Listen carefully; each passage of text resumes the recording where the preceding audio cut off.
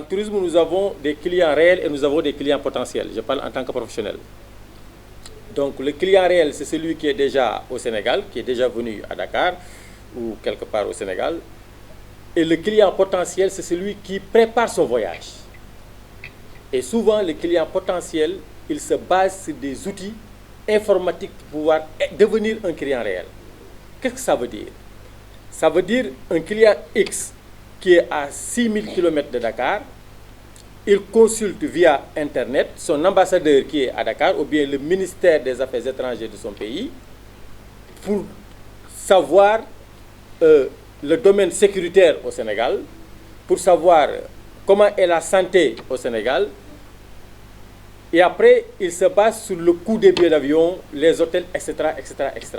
C'est pour vous dire que les outils informatiques ont remodelé le monde, et en l'occurrence l'industrie touristique. Donc on ne peut plus s'en passer. C'est pourquoi j'exhorte nos étudiants qui sont là à vraiment faire plus d'efforts à pouvoir maîtriser les outils d'informatique. Monsieur le PCA l'a dit tout à l'heure, si vous cherchez du travail et vous allez dans une entreprise, on vous demande automatiquement votre CV. Et sur le CV, on vous demande votre niveau en informatique. Donc c'est ça que je voudrais ajouter et je remercie tout le monde. Et là où je voudrais terminer, c'est M. Babou Diouf l'a dit, j'exhorte aux étudiants de sortir du cocon familial et de faire des voyages et de visiter. En 1857, je cite Charles Baudelaire dans Les Fleurs du Mal, il disait que ceux qui connaissent beaucoup, ce sont ceux qui aiment voyager. Donc nous avons Kalom Fall juste à côté de Thiès, nous avons un grand puits qui est visité par les touristes. Nous avons là-bas un tam-tam qui a accompagné la Dior à la bataille de Ngolngol, de Loro et de Dekele, mais peut-être des étudiants ne le connaissent pas, alors que c'est à 40 km d'ici. La manufacture des arts décoratifs qui est à Thiès, peut-être des étudiants ne l'ont jamais visité. L'objet, c'est très simple. C'était un petit peu une petite innovation. Bon, vous savez, nous, ONIS, on a commencé par vulgariser le tourisme responsable.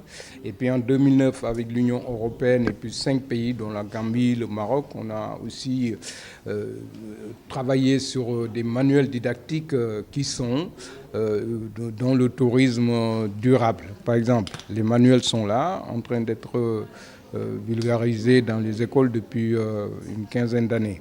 Et donc là, aujourd'hui, il y a tous les pays qui travaillent en utilisant justement l'outil de l'IA pour la promotion, pour le contrôle et pour aussi plus de rentabilité. Tenez, par exemple, vous savez, nous, au niveau du Sénégal, par exemple, les séjours, comptabiliser les séjours pour justement les déclarations de taxes touristiques, tout ça, bon, je crois qu'avec l'IA, ça va être beaucoup plus simple. Les allotements qu'on faisait aussi avec l'IA, ça va nous faciliter la tâche. Et sur le plan aussi statistique, parce qu'au Sénégal, on n'arrive pas jusqu'à présent à dire la réelle fréquentation et aussi le chiffre d'affaires que génère le tourisme depuis 40 ans, 50 ans, tous les ans, c'est à peu près. Je crois que l'IA, ce sera l'outil des algorithmes qui sont mis en place justement pour pouvoir nos inquiétudes qu'on gère depuis des années, nous en débarrasser. Bon, alors ici, nous avons notre imminent professeur Kanté, Abdoulaye Kanté, qui travaille dans justement la transformation de NTIC, etc., qui est là depuis 20 ans avec nous, qui est venu aujourd'hui initier un peu les étudiants, les élèves, et puis certains acteurs aussi qui sont avec nous. Professeur Sanokho, nous avons justement à nos côtés les présidents de l'artisanat, de la culture aussi, qui sont là dans cette salle, qui ont pris un peu le pas en avant, parce que je crois que c'est une première qu'on parle aujourd'hui de tourisme et d'IA. Bon, vous avez entendu ce que le monsieur a dit qui est dans l'artisanat. Bon, ce qu'on est en train de faire, la plupart du temps, ça vient de là-haut vers le bas, que lui aussi demande que la tendance soit renversée justement en partant du bas vers le haut pour qu'on puisse mener des axes intéressants et profitables aux populations locales. C'est nouveau, hein. De toute façon, ils seront obligés d'y aller parce que, comme je l'ai dit tantôt, bientôt, quand on va, par exemple, sélectionner des CEVA, d'ailleurs le professeur Abdoulaye Kanté l'a dit, et le professeur Sanokho aussi, on va tenir compte des critères de la performance dans le secteur de l'IA. Bon, je crois que ceux qui ont un peu de compétences et de connaissances auront beaucoup plus de chances d'être sélectionnés. Et je crois que ce sera dans tout, on va dans cette ère-là, comme je l'ai dit. Et dans les communes, les mairies, ils sont obligés d'aller dans l'axe. Vous savez, hein, avant l'Internet, il y avait le Minitel, après il y a l'Internet, après il y a le e-tourisme, tout le monde s'y est adapté. Donc on va directement vers cette atmosphère de gérer avec l'IA. Mais je crois que notre ministère de tutelle ou le gouvernement prendra bien entendu des décisions. Il va aussi prendre le pas en avant, justement, d'essayer de... Je crois que même le ministre en a parlé en Arabie Saoudite la semaine dernière, à l'organisation mondiale qui s'est passée là-bas, l'Assemblée générale. Bon, donc je crois que les réformes seront faites. Mais dans le tourisme, je crois aussi que d'autres réformes vont se faire, justement, comme je l'ai dit tantôt. On part dans une direction de centralisation vers les pôles. Et donc, forcément, on va devoir s'appuyer sur des algorithmes d'IA pour pouvoir aussi gérer globalement l'industrie touristique sénégalaise. Moi, j'étais là du temps de Wade, avec Ousmane Nossendiaï. Je crois que M. Wade disait que il faut que les communes aillent au ministère, justement, utiliser un outil qu'il avait mis en place et que dans les mairies, les communes, qu'on puisse installer des bureaux de tourisme, bureaux d'information touristique, on va dire Office national du tourisme.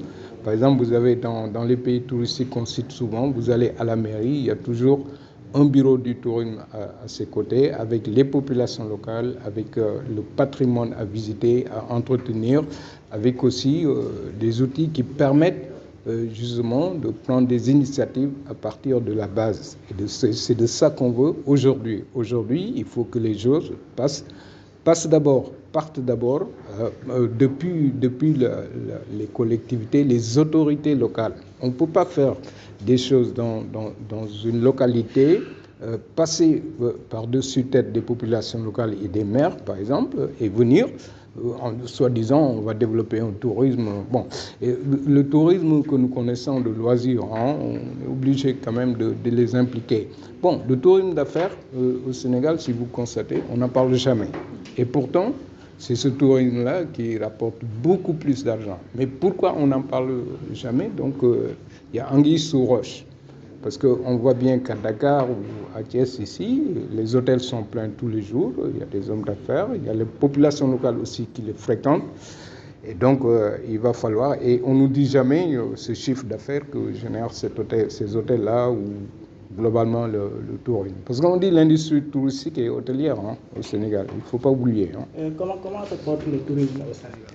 Actuellement, bon, on se débrouille. On se débrouille.